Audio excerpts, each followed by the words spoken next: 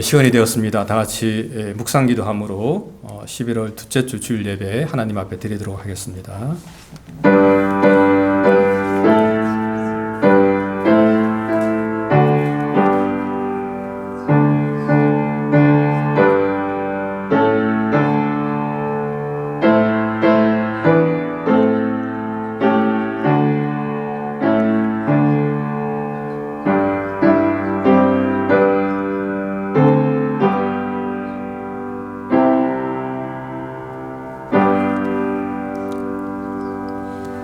주의 궁정에서의 한 날이 다른 곳에서의 첫날보다 나은즉 악인의 장막에 사는 것보다 내 하나님의 성전 문지기로 있는 것이 좋사오니 여호와 하나님은 해요 방패이시라. 여호와께서 은혜와 영화를 주시며 정직하게 행하는 자에게 좋은 것을 아끼지 아니하실 것임이니이다.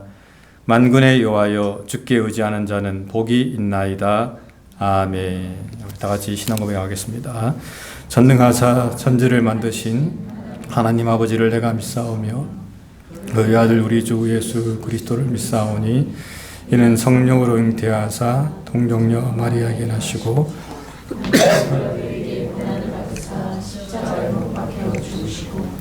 당산리 사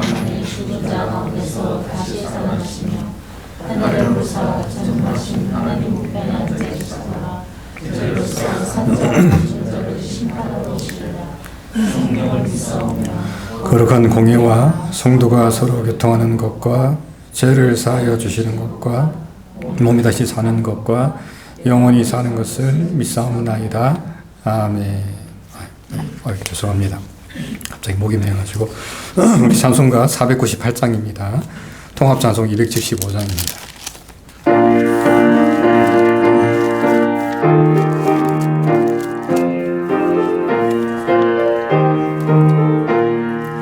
저 죽어가는 자 다 구원하고 죽음과 죄에서 건져내며 죄인을 위하여 늘 애통하며 예수의 공로로 구원하네.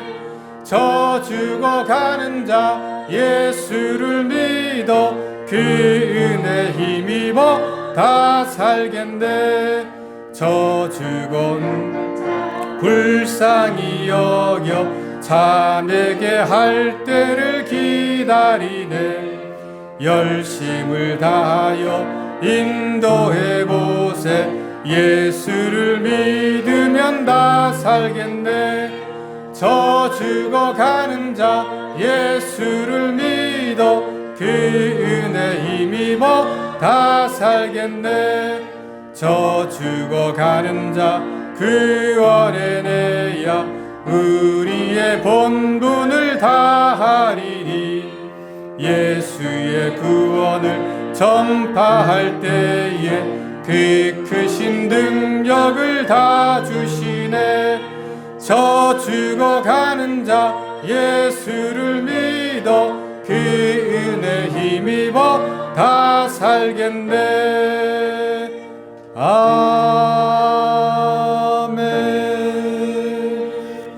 예, 신동재 장로님 기도 인도해 주시겠습니다.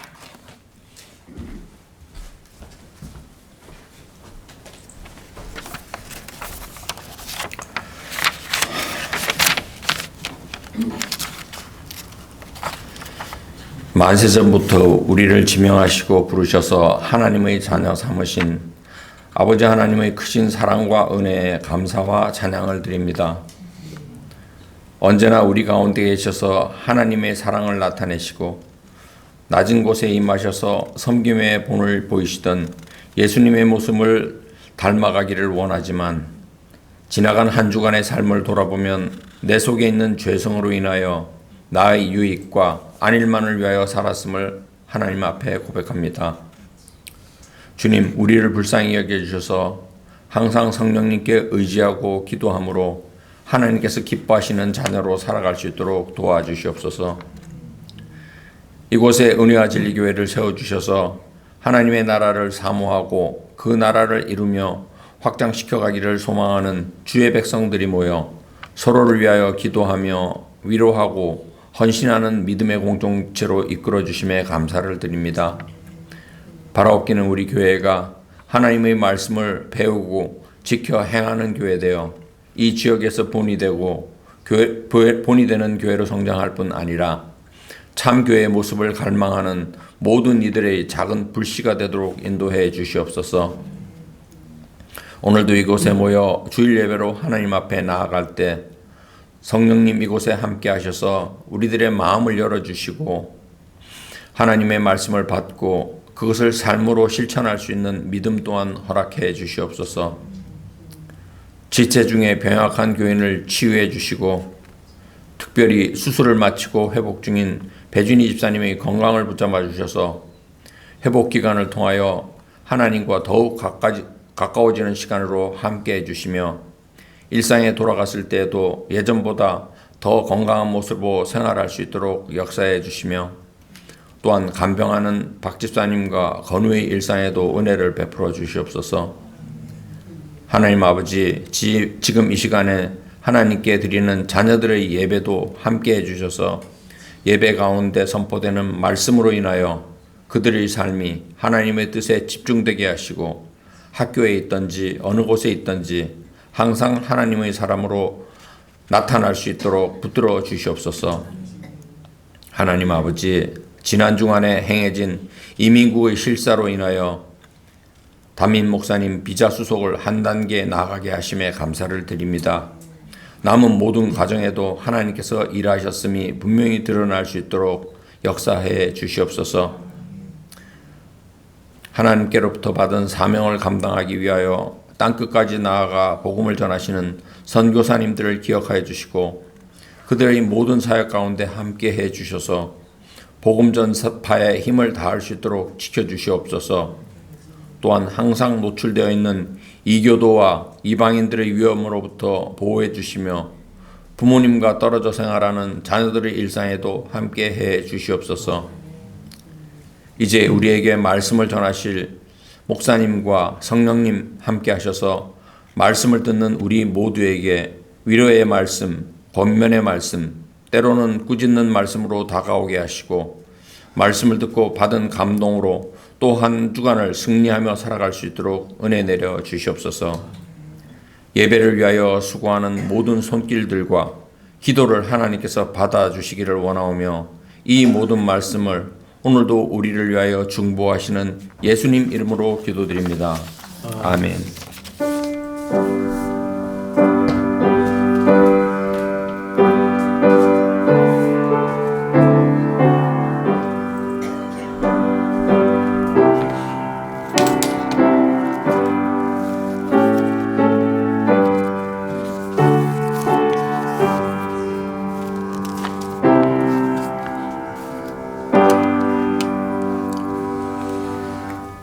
네, 말씀은 사도행전 17장 1절부터 15절까지 말씀입니다. 한 절씩 교독하도록 하겠습니다. 제가 먼저 읽겠습니다. 그들이 암비볼리와 아볼로니가로 다녀가 데살로니가 이르니 거기 유대인의 회당이 있는지라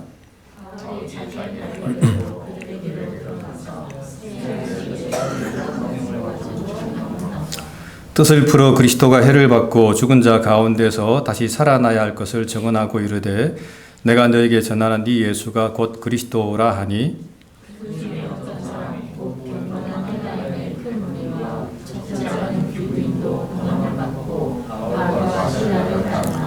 그러나 유대인들은 시기하여 저자였던 불량한 사람들을 데리고 때를 지어 성을 소동하게 하여 야손의 집에 침입하여 그들을 백성에게 끌어내려고 찾았으나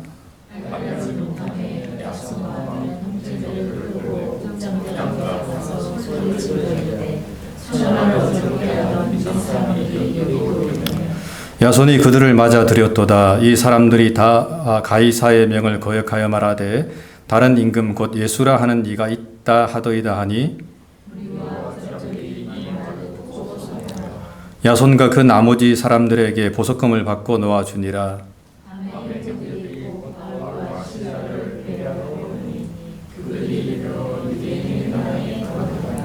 베레아에 있는 사람들은 데살로니가에 있는 사람들보다 더 너그러워서 간절한 마음으로 말씀을 받고 이것이 그러한가 하여 날마다 성경을 상고하므로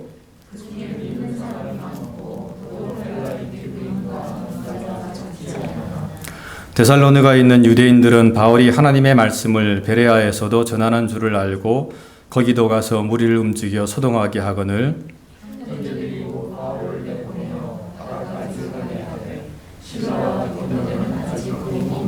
같이요. 바울을 인도하는 사람들이 그를 데리고 아덴까지 이르러 그에게서 실라와 디모데를 자기에게로 속히 오게 하라는 명령을 받고 떠나니라. 아멘. 오늘 이 본문을 가지고 예수가 곧 그리스도라라는 제목을 함께 이 말씀을 좀 생각해 보도록 하겠습니다. 오늘 본문은 특별히 이제 이 바울의 전도, 2차 전도 여행 중에 일어난 사건에 대해서 좀 말씀을 하고 있습니다. 그 중에서도 특별하게 이제 데살로니가 그리고 베레아 그리고 아덴에서 일어난 사건에 대해서 좀 말씀을 하고 있습니다. 바울은 빌립보, 그러니까 우리 앞장에 빌립보 사건 나오는데 그 빌립보에서 복음을 전한 후에 이제 이 암비볼리와 아볼로니아를 거쳐서 이제 이 데살로니가로 이제 오게 됩니다. 이 빌립보에서 이 데살로니가까지 거리는 한 160km 정도 된다고 그러는데 아마 바울 일행은 한 3일간의 여정을 거쳐서 아마 이동을 했을 거라고 학자들은 이야기를 합니다. 근데 이제 문제는 그렇다면 이 바울은 왜 이 암비볼리와 아볼로니아에서는 복음을 전하지 않고 빌립보에서 곧장 이 데살로니가로 오게 되었는가라고 하는 것이 하나의 우리 질문으로 던질 수가 있습니다. 그런데 이제 거기에 대해서는 오늘 본문에서는 거기에 1절에 거기에 유대인의 회당이 있었다라고 이렇게 오늘 본문은 말씀을 하고 있습니다. 우리가 이제 사도행전을 좀 주의해서 읽어보게 되면 바울은 늘 유대인의 회당에 가서 그곳에서 복음을 전하는 것을 좀 볼 수가 있습니다. 안디옥에서도 그랬고 또 이고니온에서도 그랬고 이 바울은 가는 곳마다 가장 먼저 유대인의 회당에 찾아가서 이제 구약 성경을 가지고 유대인들에게 복음을 전하는 것을 우리가 볼 수 있다라고 하는 것입니다. 그리고 사실은 이것이 이 바울 전도의 원칙이었다라고 성경은 이야기를 하고 있습니다. 물론 빌립보 지방에서는 이 바울은 거기서 강가에서 모여있는 여인들에게 복음을 전합니다. 그 이유는 거기에 이 유대인의 회당이 없었기 때문에 이 바울이 기도처라도 찾으려고 다니다가 결국에 이제 강가에 모이는 여인들을 보고 그들에게 이제 복음을 전하게 되죠. 그래서 예수님을 믿은 사람이 유명한 자주장사 루디아다라고 성경은 말씀을 하고 있습니다. 하지만은 그럼에도 불구하고 이 바울의 원래 이 전도의 원칙은 늘 유대인 회당에 찾아가서 구약 성경을 가지고 유대인들에게 먼저 복음을 증가하는 것이었다라고 성경은 말을 하고 있습니다. 그리고 오늘 본문에서도 바울은 이제 그 원칙을 지키고 있는 것입니다. 물론 이제 거기에 대한 사실 유대인들의 이 반대는 사실 만만치 않았습니다. 바울이 그 유대인 회당에 가서 이제 복음을 전하게 되면 그 복음을 듣고 유대인들은 정말 집요하고도 끈질기게 이 바울을 반대하는 것을 볼 수가 있습니다. 안디옥에서는 그 기부인들과 또 유력자들을 선동해 가지고 그곳에서 이 바울과 바나바를 쫓아냈습니다. 또 이고니온에서는 거기 있는 이방인들과 관리들을 선동해 가지고 이 바울과 바나바를 핍박하면서 나중에는 돌로 쳐서 죽이려고까지 한 것 사실을 우리가 성경을 통해서 볼 수가 있습니다. 그리고 오늘 본문에서도 이 데살로니가에서는 그 유대인들이 바울의 복음을 듣고 이제 그 동네에 있는 그 일종의 불량한 사람들 그랬는데 일종의 깡패들이죠. 그런 사람들을 동원해 가지고 정말 난동을 부리면서 바울을 대적하는 것을 우리가 볼 수 있다라고 하는 것입니다. 나중에 이 데살로니가에 있던 그 유대인들은 이 바울이 베레아에 가서 거기서 복음을 전하자 거기까지 쫓아와가지고 이 난동을 피웠다라고 오늘 본문은 이야기를 하고 있는 것입니다. 사실 그렇듯이 이 회당이라고 하는 것, 또 특별히 이 바울이 이 복음을 전하고 그 복음을 받아들이는 이 유대인들은 끝없이 이 바울이 전하는 복음을 반대한 사람들이다라고 우리는 이야기를 할 수가 있는 것입니다. 하지만 그럼에도 불구하고 바울은 늘 그 원칙을 지킵니다. 유대인의 해당을 먼저 찾아가고 그리고 가장 먼저 구약 성경을 가지고 유대인들에게 복음을 전하는 그 원칙을 이 바울은 철저하게 고수하는 것을 볼 수가 있다라고 하는 것입니다. 사실 우리 같으면은 그러지 않을 것 같아요. 우리 같으면은 그 나의 원칙을 좀 깨버리고 정말 다른 사람들에게 복음을 잘 받아들이는 사람들한테 가서 복음을 전할 것인데 바울은 결코 그렇게 하지 않고 자신의 그 원칙을 고집했다라고 하는 것입니다. 그렇다면 여러분, 바울이 이렇게 이 자신의 어떤 원칙을 고집한 이유가 무엇입니까? 그것은 바로 자신의 동족을 구원하고자 하는 그런 이 바울의 이 사랑과 긍휼의 마음 때문이었다라고 우리는 이야기를 할 수가 있습니다. 바울은 로마서에서 하나님께서는 자기 백성들이, 그러니까 유대인들을 결코 버리지 아니하신다라고 기록을 하고 있습니다. 다시 말하면 하나님께서 자기 백성을 버리시겠느냐라고 이렇게 바울이 이야기하면서 그럴 수 없다라고 이렇게 변론하는 것을 볼 수가 있습니다. 이것이 바로 이 바울의 어떤 기본적인 생각이었다라고 하는 것입니다. 비록 유대인들이 복음을 반대하지만 바울은 그럼에도 불구하고 하나님은 그 유대인들을 버리지 아니하실 것이다라고 하는 것이 바울의 어떤 기본적인 생각이었다라고 하는 것입니다. 그러면서 이제 자신을 예를 드는 거죠. 나도 이스라엘 사람이었고 아브라함의 씨에서 난 자였고 베냐민 사람이었다. 그런데 하나님께서 나를 불러서 구원시켜 주셨다라고 이야기하는 것입니다. 특히나 이 바울은 여러분 어떤 사람이었습니까? 이 바울은 정말 교회를 심하게 핍박하던 그런 사람이었습니다. 바울은 스스로 나는 죄인의 개수다라고 이야기할 만큼 이 바울은 교회를 핍박하고 예수 믿는 사람들을 핍박하던 그런 사람들이었습니다. 그런데 하나님께서는 그런 바울도 부르셔서 구원시켜 주셨고 특별히 이방인의 사도로 불러주신 것을 그는 고백을 하면서 그러므로 하나님께서는 나 같은 죄인도 불러주셨는데 그러므로 하나님께서는 결코 그 이방인들, 유대인들을 하나님께서는 버리지 아니하실 것이다 라고 하는 그런 생각이 이 바울의 마음속에 늘 있었다라고 하는 것입니다. 그래서 이 바울은 그 유대인들이 그렇게 반대를 함에도 불구하고 늘 해당에 가서 먼저 복음을 전하고 또 유대인들이 가서 먼저 복음을 전하는 이 바울의 모습을 볼 수 있다라고 하는 것입니다. 참 이런 면에서 볼 때 우리의 모습은 좀 어떤가라는 것을 좀 생각을 해볼 수가 있습니다. 우리는 복음을 전할 때 혹 우리가 전하는 복음을 받아들이지 않는 사람을 보면 우리는 그냥 그 사람을 그냥 멀리하는 그런 모습은 우리가 갖고 있지 않는가 하는 생각을 우리가 한번 해봐야 된다라고 하는 것입니다. 어떤 자매가 이제 기독교 방송국에 이런 상담을 해온 것을 제가 좀 들었습니다. 자신은 그 자매는 이제 불신자 집안에서 태어나서 이제 하나님을 모르다가 이제 시집을 가서 이제 시댁을 통해서 이제 예수님을 믿게 되었다라고 하는 것입니다.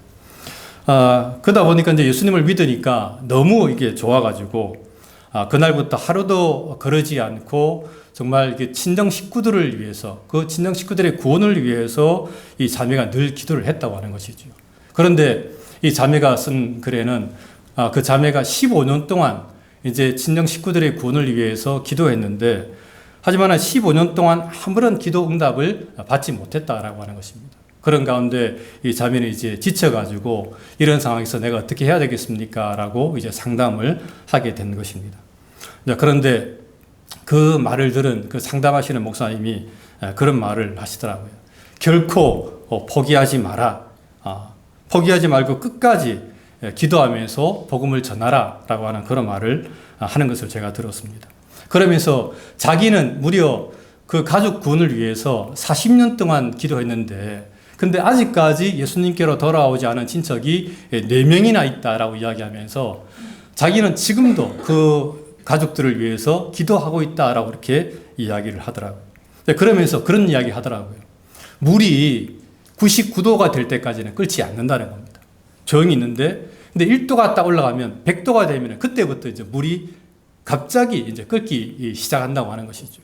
그런 것처럼 우리가 이 전도라고 하는 것, 하나님을 믿는다고 하는 것도 우리가 어떨 때 아무리 전도해도 어떨 때는 5년, 10년 전도해도 예수님을 믿지 않는 것을 우리가 볼 수 있는데 하지만은 하나님의 때가 딱 되면은 그때에 어느 날 갑자기 그 사람이 예수님을 영접하고 교회를 나오기 때문에 그때를 바라보면서 낭망하지 말고 끝까지 전도하라 라고 이야기하는 목사님의 그런 상담을 제가 들어본 적이 있었습니다. 그렇습니다. 여러분, 우리는 절대로 포기해서는 안 됩니다. 우리는 우리의 가족과 친지들을 위해서 끝까지 우리가 그들을 위해서 기도하고 전도를 해야 되는 것입니다. 오늘 본문에 나오는 이 바울이 아무리 그들이, 그 동족들이, 유대인들이 자신을 해하고 핍박하고 또 죽이려고 한다 할지라도 그럼에도 불구하고 여전히 그들에게 가서 먼저 복음을 전했던 것처럼 우리들도 우리의 가족과 또 친척들, 친구들에게 아무리 우리가 전하는 복음을 반대한다고 할지라도 우리는 그들에게 가서 복음을 전하는 그런 삶을 살아야 된다라고 하는 것입니다. 여러분, 우리가 언제까지 복음을 전해야 되겠습니까? 그 사람들이 죽을 때까지, 죽기 직전까지 사실은 우리가 복음을 전해야 된다라고 하는 것입니다. 이유는 때가 되면 하나님께서 그들을 구원하실 것이기 때문에 그렇습니다. 그렇다면 오늘 본문에서 이 바울이 해당해서 사람들에게 이 전한 내용이 좀 무엇입니까? 그것은 바로 오늘 본문에 보게 되면 예수가 곧 그리스도다라고 하는 그런 메시지를 전한 것을 좀 보게 됩니다. 여기서 이제 그리스도라고 하는 말은 헬라어로 기름 부음을 받은 자라고 하는 그런 뜻입니다. 히브리 말로는 메시아라고 그러는데 이 말은 구원자라고 하는 그런 뜻입니다. 그런데 이제 구약 성경은 이 그리스도, 이 메시아를 통해서 온 인류가 구원을 받을 것이다라고 이렇게 이야기를 하고 있는 것입니다. 그 내용이 구약 성경에 잘 나타나 있습니다. 그런데 오늘 본문에서 바울은 이 예수가 곧 그리스도다라고 이렇게 증언을 하고 있습니다. 즉 구약 성경 전체에서 말하고 있는 이 오실 메시아가 바로 예수님이다라고 바울은 사람들에게 이제 바로 선포를 하는 것입니다. 이런 면에서 바울은 이 복음을 둘러서 지금 이야기하고 있는 것이 아니라 바울은 이 복음의 핵심을 전곡을 바로 찌르고 있는 것을 볼 수가 있습니다. 예수가 곧 그리스도다라고 이야기를 하고 있는 것입니다. 사도행전 16장에 보게 되면은 빌립보 간수가 이제 하나님의 기적이 일어나가지고 그 옥문이 열리고 간수들이 묶고 있던 그 착고가 풀어지면서 이 간수가 너무 놀래가지고 빌립보 간수가 이제 바울에게 물어봅니다. 내가 어떻게 해야 구원을 받을 수 있습니까? 라고 물어보는데 그때에 이 바울이 그렇게 이야기합니다. 주 예수를 믿으라. 그리하면 너와 내 집이 구원을 받으리라. 라고 이렇게 이야기합니다. 바울은 핵심을 찌르는 거죠. 예수님을 믿으라. 그리하면 너와 내 집이 구원을 받을 것이다. 라고 분명하게 정확하게 이야기하는 것을 볼 수가 있습니다. 이것이 바로 바울이 전하는 복음의 핵심이었다라고 성경은 이야기를 하는 것입니다. 그런데 어떤 사람들은 전도할 때 보면은 이렇게 전도하는 사람들도 있습니다. 우리 교회 한번 나와보세요. 참 우리 교회 참 좋습니다. 우리 목사님 설교도 참 좋아요라고 전도하는 사람들도 있습니다. 물론 저는 그렇게라도 전도하는 것이 안 하는 것보다는 낫다고 저는 생각을 합니다. 하지만 사실 그 말은 정확하게 복음을 전달한 것은 아닙니다. 정확한 복음의 전달은 바로 예수님을 전하는 것입니다. 우리가 어떤 말이든지 간에 상관없이 예수님을 믿으세요라고 하는 것이 바로 복음을 전하는 것이라고 이야기할 수가 있는 것입니다. 제가 들은 감정인데 어떤 한 동네에 어떤 한 사람이 이제 시골인데 어떤 한 사람이 살고 있었는데 그 옆 동네 교회에서 이제 사람들이 전도를 하러 온 것입니다. 근데 이제 그것을 보고 이 사람이 그냥 화를 막 내면서 자기 집에서 막 쫓아내는 겁니다. 이 목사의 쫄개가 되어가지고 집집마다 돌아다니면서 동냥절이나 하러 다닌다고 하면서 그 사람들을 막 쫓아내버렸습니다. 그런데 그 전도대원들이 나가면서 이제 뭐라고 한마디를 하는데 그게 그 말이 뭐였냐면 예수 믿고 천국 가세요라고 하는 그런 말이 있었습니다. 그런데 문제는 그들이 그 사람들이 가고 난 다음에 그 사람 귀에 그 말이 계속 윙윙거리는 거예요. 예수 믿고 천국 가세요. 예수 믿고 천국 가세요. 그 말이 계속 윙윙거려가지고 그날 밤에 한숨도 이 사람이 잠을 못 자고 결국에 그 사람이 그 다음날 아침에 그 교회를 찾아간 것입니다. 그래서 그 교회에 있는 전도사님에게, 전도사님이 담임이었는데 전도사님한테 이야기하면서 내가 이 말이 예수 믿고 천국 가세요라는 말이 너무 귀에 윙윙거려가지고 밤에 한숨도 못 잤는데 이걸 도대체 어떻게 해야 되냐. 그러니까 전도사님이 내가 기도해 드리겠습니다라고 기도를 해줬습니다. 근데 너무 놀랍게 기도가 딱 끝나자마자 그 소리가 딱 사라지는 거예요. 그리고 그것을 경험한 그 사람은 그날부터 교회 등록해서 예수님을 잘 믿는 성도가 되었다라고 하는 그런 간증을 제가 들어본 적이 있었습니다. 그렇습니다. 여러분, 이 복음이라고 하는 것은 다른 것을 증거하는 것이 아닙니다. 이 복음은 오직 예수님을 증거하는 것입니다. 사실은 우리가 어떤 사람들은 이런 말하면 싫어하는 사람들이 있습니다. 예수 천당 불신조. 너무 많이 들어본 말이죠. 우리 주영이는 별로 안 좋아하더라고요. 아빠 요즘에 그렇게 전도하면 무시가 다는 이야기 들으니까 그렇게 전도하지 마세요 라고 이야기하더라고요. 하지만 사실 여러분, 이 말이 복음의 핵심인 것은 확실합니다. 예수님 믿으면 천국 가고 불신하면 지옥 간다. 예수 천당 불신족이라고 하는 이 말을 가지고 예전에 우리 선배 목사님들은 수많은 사람들을 전도한 것을 역사를 통해서 우리가 볼 수가 있는 것입니다. 그러므로 우리가 사실 이런 것들을 부끄러워하지 말고 우리가 돌려서 말하면 안 됩니다. 우리가 전도할 때에 교회 한번 나와보세요. 우리 교회 참 좋아요. 밥도 맛있고 목사님 설교도 좋아요. 이런 식으로 전도해버리면 이것은 전도가 아니라고 하는 것이죠. 전도는 예수님이 그리스도다. 예수님 믿으면 천국 갑니다. 예수 천당 불신 지옥. 예수님 믿고 천국 가세요라고 정확하게 한마디 짧은 말이라 할지라도 그렇게 정확하게 하는 것이 바로 전도라고 이야기할 수가 있는 것입니다. 여러분, 그렇게 전도하시면서 하나님의 영광을 드러내시는 저 여러분들 되시기를 주님의 이름으로 간절히 부탁을 드립니다. 그리고 세 번째로 오늘 본문은 바울이 전한 이 복음을 듣고 사람들이 크게 두 가지의 반응을 보였다라고 말씀을 하고 있습니다. 첫 번째는 이 복음에 반대하는 유대인들에 대해서 말씀을 하고 있습니다. 오늘 본문 5절에 보게 되면 이 유대인들은 이 지역의 불량한 사람들, 아까 제가 깡패라고 그랬는데 그런 사람들을 데리고 와서 소동을 일으키는 그런 장면을 볼 수가 있습니다. 이것은 이 유대인들이 이 복음에 대해서 얼마나 강하게 반대했는가를 잘 보여주는 그런 모습이라고 이야기를 할 수가 있습니다. 그렇다면 여러분, 유대인들이 이렇게 이 바울이 전하는 복음을 반대하는 이유가 무엇입니까? 그것은 오늘 본문에 보게 되면 시기심 때문이다라고 이렇게 이야기하고 있습니다. 그러나 유대인들은 시기하여라고 이렇게 이야기하고 있는데, 다시 말하면은 유대인들은 어떤 시기 또는 성경에는 영어로는 jealous라고 하는데 어떤 질투 때문에 이 바울이 전하는 복음을 그렇게 심하게 반대하고 있는 것을 볼 수가 있습니다. 다시 말하면 오늘 본문에 나오는 이 유대인들은 진리에 대해서는 별로 관심이 없습니다. 뭐가 진리냐 아니냐, 뭐가 맞냐 안 맞냐, 이런 것들은 별로 관심이 없고, 다만 이 사람들이 관심을 가지는 것은 그동안에 자신들이 전했던 그런 어떤 구약 성경의 어떤 율법을 통해서 그 당시 여기 있는 데살로니가 사람들과 함께 사이좋게 잘 지냈는데 갑자기 바울이라고 하는 사람이 와가지고 예수님을 증거하니까 또 수많은 사람들이 그 예수님이 전하는 복음을 따라가는 것을 보면서 그 마음속에 이 시기와 질투가 일어나가지고 이 바울의 가르침을 무조건 지금 반대를 하고 있는 것입니다. 근데 사실 우리가 좀 돌아보면 우리들의 모습에도 이런 모습들이 있다라고 하는 것입니다. 무엇이 옳으냐, 무엇이 그르냐를 떠나서 우리들도 우리가 갖고 있는 기득권에 누군가가 침해를 하면은 우리는 그 사람을 무조건 그렇게 떠밀어 버리고 그렇게 그 사람을 반대하는 그런 우리의 모습을 볼 수가 있다라고 하는 것입니다. 예전에 저도 부산에 있을 때에 한 번은 저희 교회에 새로 전도사님 오셨는데 참 그 전도사님이 이제 결혼도 안 했고 그러니까 얼굴도 자진 그러니까 청년들이 그 전도사님을 되게 좋아하더라고요. 근데 제가 그때 청년 회장이었었는데 저보다도 우리 청년들이 전도사님을 더 좋아하니까 마음에 질투가 생기더라고요. 그래갖고 제가 그때에 그 전도사님이 하는 말을 제가 무조건 반대했던 그런 적이 있었습니다. 지금 생각하면 제가 너무 미안하고 내가 그때 왜 그랬을까라는 생각을 지금도 몇 번씩 하는데 그때는 철이 없다 보니까 제가 그렇게 행동을 한 것입니다. 그런데 많은 사람들이 그렇게 행동하는 것을 우리가 볼 수가 있습니다.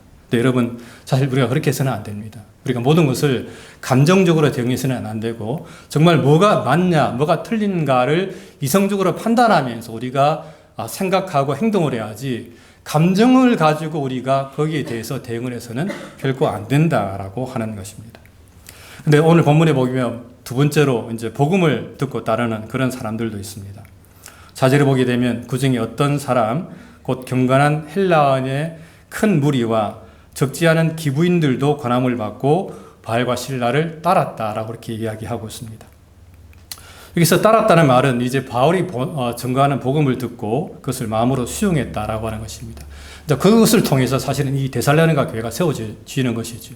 그러니까 바울이 전하는 해당에서 증거하는 그 복음을 듣고 데살로니가 교회, 데살로니가 지역에 많은 사람들이 그 복음을 받아들임을 통해서 그 지역에 이 데살로니가 교회가 세워지는 것을 볼 수가 있습니다. 물론 바울이 그곳에서 얼마 머물지 못했습니다. 제가 예전에 설교했습니다마는 약 3주 정도, 그보다 약간 더 머물렀습니다마는, 하지만 그 짧은 기간 동안 바울이 복음을 전했음에도 불구하고 이 데살로니가 교회는 그 바울의 복음을 듣고 믿음의 역사, 사랑의 수고, 소망의 인내라고 하는 정말 놀라운 신앙의 열매를 맺으면서 아름다운 교회로 발전하는 것을 볼 수가 있다라고 하는 것입니다. 참 이런 면에서 볼 때에 이 바울의 전도는 결코 헛된 것이 아니었음을 우리가 볼 수가 있습니다.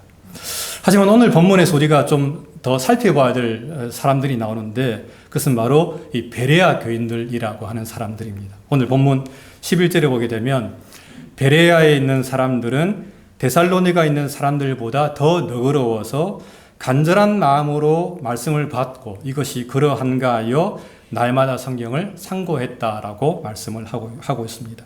여기서 더 너그럽다는 말은 더 열린 마음, 더 트인 마음을 가지고 말씀을 받았다라고 하는 말입니다. 즉 이 베레아 성도들은 데살로니가에 있는 성도들보다도 더 말씀을 잘 받아들였다라고 하는 것입니다. 근데 이것이 일종의 비교급입니다. 데살로니가 성도들도 말씀을 잘 받아들였는데 이 베레아 교인들은 더 말씀을 열린 마음을 가지고 말씀을 잘 받아들였다라고 하는 것입니다. 일종의 칭찬이죠. 그러니까 상고했다라고 하는 말은 말씀을 연구했다는 말입니다. 즉 베레아 교인들은 말씀을 잘 받을 뿐 아니라 그 말씀이 그러한가 하여 날마다 말씀을 상고하고 연구했다라고 성경은 말씀을 하고 있습니다. 그런 가운데 오늘 본문에서 성경은 이 데살로니가 사람들보다도 이 베레아 사람들이 더 신사적이다. 우리 개역개정에 보게 되면, 개역 한글에 보게 되면 그런 말이 나오는데, 더 신사적이다라고 말이 나오는데, 성경은 이 데살로니가 사람들보다도 이 베레아 사람들을 더 칭찬하는 것을 우리가 볼 수가 있다라고 하는 것입니다. 여러분이 말씀을 받고 그 말씀이 그러한가 하여 날마다 성경을 상고하는, 연구하는 이런 성도들 참으로 귀한 사람들입니다. 성경은 그런 사람들을 참 칭찬을 많이 하고 있습니다. 마르다처럼 열심히 음식을 준비하는 것도 정말 귀한 것이지만 마리아처럼 조용히 주님의 무릎 앞에 앉아서 그 말씀을 듣고 말씀을 상고하는 것, 이것도 정말 귀한 것이다라고 성경은 우리에게 말씀을 하고 있습니다. 어떤 사람들은 성경을 무조건 믿으라라고 하는 사람들이 있습니다. 믿다 보면은 믿음이 생길 것이다라고 그러는데, 근데 사실 그것은 좀 어떻게 보면은 맹목적인 믿음이라고 이야기할 수가 있습니다. 우리는 사실 그 성경을 듣고 그 성경이 정말로 그러한가 하면서 생각을 하고 그 말씀을 연구하는 그런 삶을 살아야 된다라고 하는 것입니다. 그것이 바로 올바른 믿음이라고 성경 우리에게 이야기를 하고 있습니다. 다시 말하면은 강단에서 선포되어지는 설교를 듣고 난 다음에 그것이 정말 그러한가? 라고 생각하면서 그 말씀을 묻고 따지고 의심하면서 연구를 하는 것입니다. 정말 그 말이 맞아? 저렇게 저 말씀이 맞을까? 라고 생각하는 것. 이것이 바로 정말 귀한 것이다 라고 이야기하는 것입니다.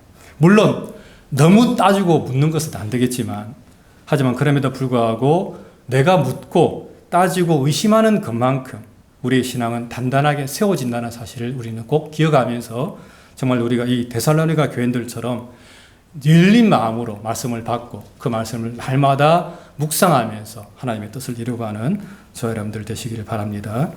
그리고 이 본문을 통해서 우리가 마지막으로 배울 수 있는 교훈은 이 바울의 2차 전도 여행이라고 하는 것은 바울 혼자서 이룬 것이 아니라 주위의 많은 사람들의 도움을 통해서 함께 이루었다라고 오늘 본문은 이야기하고 있습니다. 오늘 본문 5절에 보게 되면 야손이라고 하는 인물이 나옵니다. 야손. 근데 오늘 본문은 이 야손이 바울 일행이 데살로니가에 있을 때에 자신의 집으로 초대해서 그들과 함께 거했다라고 말씀을 하고 있습니다.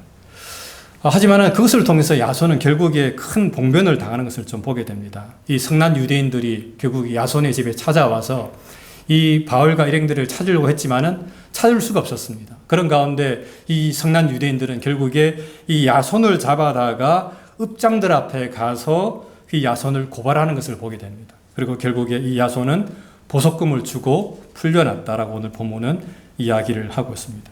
저는 참 이 야손을 보면서 참 이 야손이 얼마나 힘들었을까. 야손은 정말 선한 마음으로 이 바울과 그 일행을 대접했는데, 자기 집에 모셔드렸는데, 그것으로 인해서 이 야손이 큰 봉변을 당하는 것을 보면서 나름 얼마나 힘들었을까라는 생각을 해볼 수 있습니다만, 하지만 그럼에도 불구하고 이 야손이라고 하는 그 인물을 통해서 이 데살로니가 전역에 복음이 전파되는 그런 하나의 어떤 거점이 된 것을 우리가 볼 수가 있다라고 하는 것입니다. 또한 10절에 보게 되면은 이 무명의 형제들이 또 나옴을 보게 됩니다. 10절에 보게 되면 이 무명의 형제들이 밤에 바울과 실라를 데살로니가로 보내주었다라고 이렇게 이야기하고 있습니다.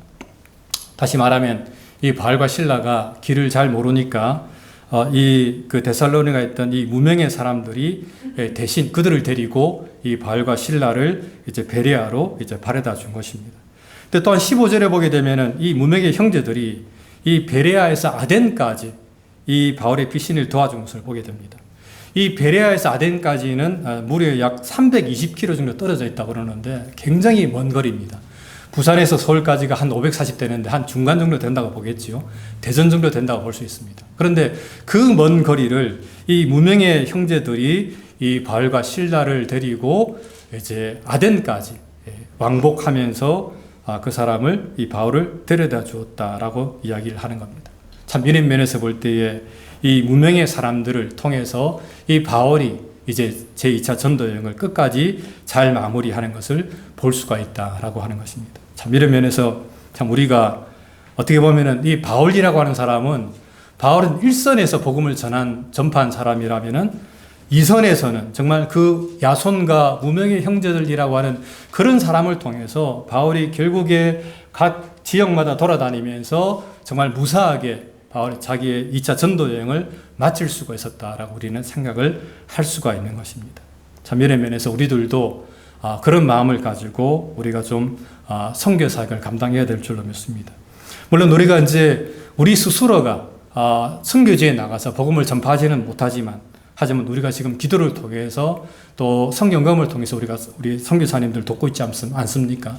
이것이 바로 사실은 우리가 이선에서 복음을 전파하는 행동이다라고 우리는 생각하면서 우리가 이 일에 더욱더 열심을 내는 그런 삶을 살아야 된다라고 하는 것입니다. 말씀을 맺겠습니다. 이 복음을 전파하는 것, 이건 결코 쉽지가 않습니다. 복음을 전파하는 데는 많은 어려움이 분명하게 따릅니다. 하지만은 이 복음을 전했을 때에 그 복음을 통해서 오늘날도 정말 수많은 사람들이 이 구원을 받고 또 하나님의 자녀가 되는 그런 복을 누리는 것을 보면서 우리는 이 복음을 전파하는 삶을 결코 멈춰서는 안 된다라고 하는 것입니다. 우리는 이 바울처럼 때를 얻든지 못 얻든지 늘 복음을 증거하는 그런 귀한 삶을 통해서 하나님께 영광 돌리시는 저 여러분들 되시기를 주님의 이름으로 간절히 부탁을 드립니다. 기도하겠습니다. 참 좋으신 하나님, 감사합니다. 오늘 이 본문을 통해서 예수는 곧 그리스도다라는 제목으로 이 말씀을 상고했습니다. 하나님, 우리가 복음을 전할 때 참 많은 어려움과 또 여러 가지 많은 고난과 혼란이 있겠지만, 하지만 그럼에도 불구하고 이 복음을 전함을 통해서 또 수많은 사람들이 하나님께로 돌아오고 하나님의 자녀가 되는 그런 놀라운 역사를 보면서 우리가 낙심하지 않고 끝까지 주의 복음을 증거하는 삶을 살아갈 수 있도록 은총을 베풀어 주시옵소서. 감사하고 사랑 많으신 예수님 이름으로 간절히 기도합니다. 아멘.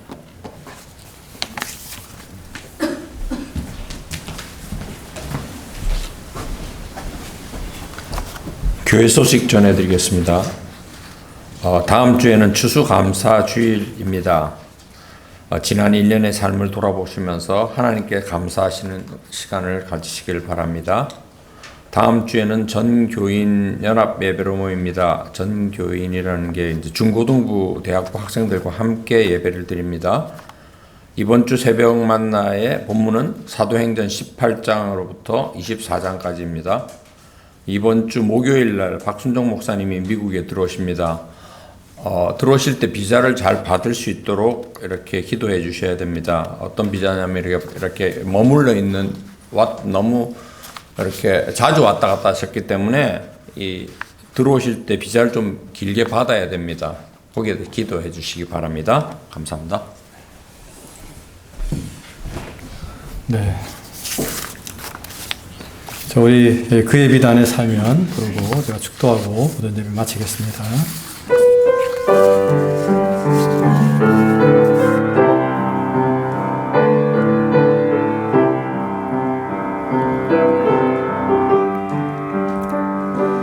그의 빛 안에 살면 갈 길 인도하시리. 주의 눈 내 일생을 지키시리. 늘 지키시리. 죽음의 골짜기도 주의 손 굳게 잡고 담대하게 나아가며 밝은 아침 보게 되리. 주 앞에 소리를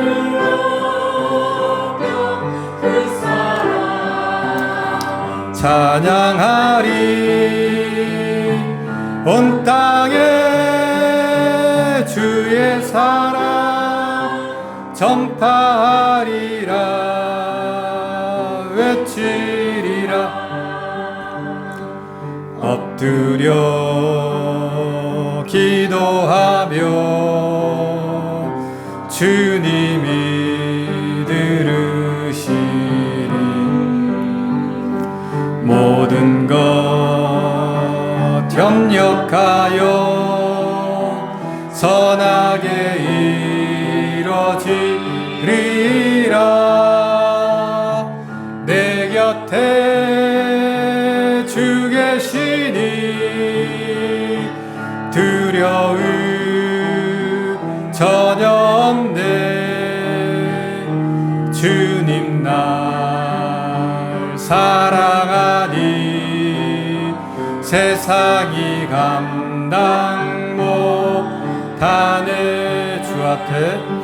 주 앞에 소리를 높여 그 사랑 찬양하리.